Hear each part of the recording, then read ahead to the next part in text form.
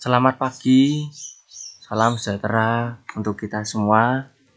Saya Erik Pratama Putra, mahasiswa Teknik Elektro Unika Sugio Pranoto angkatan 18 akan mempresentasikan tentang CDMA yang kepanjangannya yaitu Code Division Multiple Access.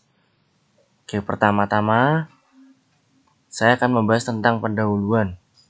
Ya. Di era sekarang, semakin berkembangnya kemajuan teknologi di kehidupan manusia pun semakin menciptakan atau selalu melakukan pembaruan tentang berkembangnya sistem komunikasi di kehidupan yang semakin maju ini. Salah satunya adalah sistem jaringan CDMA ini. CDMA sendiri dipelopori oleh Qualcomm. Teknologi ini membuat CDMA mempunyai efektivitas tentang dua penggunaan yang mumpuni, yaitu suara dan data yang seakan mempunyai sinyal yang cukup baik untuk melakukan jaringan telepon tetap maupun telepon seluler. Kita lanjut ke teori. Ya, CDMA adalah jaringan pemultipleksan dan sebuah metode akses secara bersamaan yang mempunyai dua bagian kanal tidak berdasarkan waktu, seperti pada TDMA ataupun frekuensi seperti pada FDMA. Contohnya seperti gambar di sini. Sesuai pengertiannya, CDMA adalah bentuk multiplexing yang memungkinkan banyak sinyal untuk menempati saluran transmisi tunggal. Pengoptimalan bandwidth yang tersedia dalam pengoperasiannya diperlukan untuk frekuensi tinggi di kisaran peta 800 MHz dan 1,9 GHz. Sinyal ADC analog ke digital adalah cara pengonversian CDMA dalam teknologi kombinasi split spektrum. Frekuensi transmisi sinyal kemudian dibuat bervariasi sesuai dengan pola kode yang ditentukan. Namun dengan pengodean data khusus yang diasosiasikan dengan tiap kanal yang menggunakan kode multiplex, data dikirimkan setelah ditambahkan kode unik dan hanya didapatkan oleh penerima yang mempunyai data yang sesuai saja. Oke, lanjut pembahasan. Nah, di sini saya akan membahas tentang keuntungan dari jaringan CDMA. Jaringan CDMA mempunyai keuntungan yang membuat data seluler menjadi cepat, yaitu atau sinyal seluler menjadi cepat, yaitu menggunakan kode unik untuk proses berkomunikasi, yaitu mode enkripsi yang menjadikan lebih aman. Terus yang kedua, dalam mengatasi gangguan pada spektrum, sinyal jaringan CDMA tidak membutuhkan equalizer. Untuk menjaga intervensi antar kanal jaringan CDMA menggunakan mode akses lainnya, yaitu akses tidak membutuhkan penghitung waktu atau guard time dan rentang waktu untuk menjaga pita atau guard band. Jaringan CDMA mempunyai pertahanan atau proteksi yang baik dari proses penyadapan. Intinya kalau ada yang mau nyadap itu proteksinya itu bagus. Dalam pengelolaan frekuensi dan alokasi pun pada jaringan CDMA tidak dibutuhkan. Frekuensi yang dibutuhkan jaringan CDMA pun tidak banyak, hanya satu frekuensi untuk beberapa seluler. Oke, kita lanjut ke pembahasan yang kedua, yaitu kelemahan jaringan CDMA. Nah, kelemahan jaringan CDMA yang membuat jaringan ini kurang diminati masyarakat, yaitu kesulitan pada jaringan CDMA adalah saat roaming data. Karena dianggap kurang praktis, hal ini membuat masyarakat dengan mobilitas yang tinggi menjadi agak repot dan kesusahan untuk menggunakan jaringan CDMA.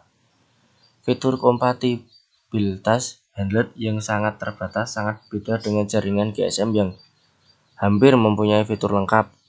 Jaringan komunikasi jaringan CDMA sering terganggu karena coverage area yang tidak luas atau cakupan sinyalnya itu sangat sedikit. Dalam berkomunikasi akan sering mengalami gangguan kurang lancar dalam percakapan karena menggunakan metode multi. Oke, pembahasan. Di sini ada fitur-fitur pada jaringan CDMA. Sinyal pesan pita sempit atau narrowband. Yang narrowband sendiri itu adalah suatu koneksi internet yang melewati jaringan telepon yang hanya mempunyai kecepatan koneksi cukup rendah dengan dial-up sebesar 56 kbps. Yang kedua itu ada sinyal pesan pita lebar atau broadband. Suatu kondisi internet yang mempunyai transmisi data kecepatan tinggi. Ada dua jenis jalur yang bisa dilewati oleh sinyal pita lebar ini, yaitu DSL dan kabel modem yang mempunyai dial-up atau kecepatan 512 kbps atau bisa lebih. Yang kedua ada soft kapasitas limit. Begitu jumlah penggunaan mengalami peningkatan performa yang diberikan jaringan CDMA akan mengalami limit. Jadi semakin banyak pengguna CDMA itu akan selalu limit dalam kapasitas atau sinyalnya. Oke, di sini kita akan membahas tentang arsitektur jaringan CDMA. CDMA adalah teknologi akses jamak di mana yang unik dalam mengakses kanal menggunakan masing-masing user kode yang unik yang terdapat pada sistemnya.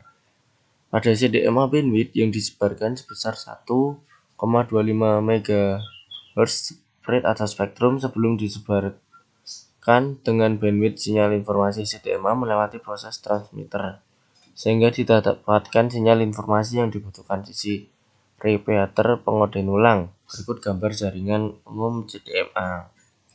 Oke. Di sini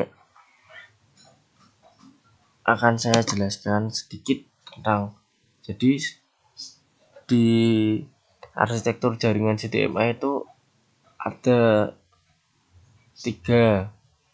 Yang pertama itu Circuit Core Network (CCN).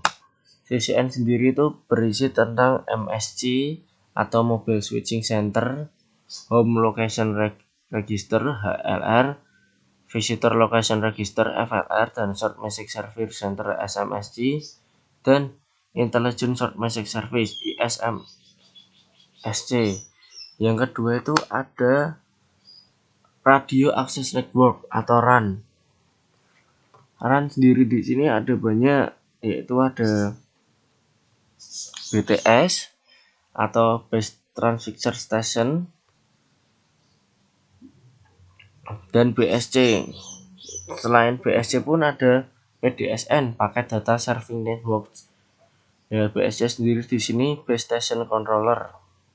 Yang ketiga itu ada Packet Core Network (PCN). PCN itu mempunyai 3 komponen, yaitu Authentication, Authorization, and Accounting, Home Agent, Firewall, Router. Oke, pembahasan sejarah jaringan CDMA. Jaringan ini terbentuk pada tahun 1988. Qualcomm sebagai salah satu perusahaan di Amerika Utara yang terkemukakan membuat konsep CDMA seluler. Kemudian dikembangkan lagi pada tahun 1989 di San Diego, Amerika. 2 tahun lagi di Brasil, tes skala besar di San Diego, Amerika, atau boomingnya ya mungkin. CDMA Sovereign of dari perusahaan Qualcomm dipatenkan oleh pemerintahan Amerika. Ini 1993 Association di Amerika Serikat menggunakan CDMA sebagai standar komunikasi digital. Korea Selatan juga sudah mulai mempelajari dan mencoba mengimplementasikan CDMA teknologi. Jaringan CDMA pada tahun 1995 menjangkau beberapa negara di dunia untuk pertama kali diluncurkan. Bandensat pertama kali tahun 1997 jaringan CDMA sudah mulai masuk ke wilayah Jepang. Telecommunication Industry 1998, nah di sini mungkin udah mulai CDMA 2000 sebagai solusi komunikasi 3G ya. Mulai 1998 itu udah 3G. Tahun 2000 Japan itu dan DDI mulai mengembangkan 64 kbps CDMA paket data service. Samsung dan Sprint merilis 3 3G CDMA di sini. Dua perusahaan tahun 2001 dan terakhir itu di tahun 2005 sampai tahun ini. Data statistik menunjukkan bahwa sudah ada 143 operator penyedia layanan CDMA 2000 di 67 negara, kemudian ada 64 perusahaan penghasil maupun pendukung peralatan layanan CDMA 2000 baik handset maupun aksesoris tambahan lainnya. Kesimpulan, CDMA adalah sebuah akses jaringan dalam sebuah multiplex dan sebuah metode akses secara bersama yang membagi kanal tidak berdasarkan waktu dengan cara penggunaan